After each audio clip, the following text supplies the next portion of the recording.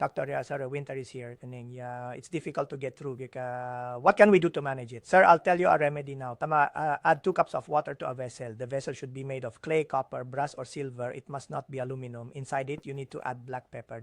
Added 7 grams of ginger, 2 grams of cinnamon. Boil them well. Cook until it reduces from 2 cups to 1. Strain it. Now give it based on age and weight. For a baby, land a few months old, and give a few drops at 5 cup. Mitanika at 4 to 6 times daily. Then if 5 to 10 years, 5 ml 3 to 4 times daily. If over 10, they can take 10 ml 5 to 6 times daily. Now, it's purely beneficial. Now,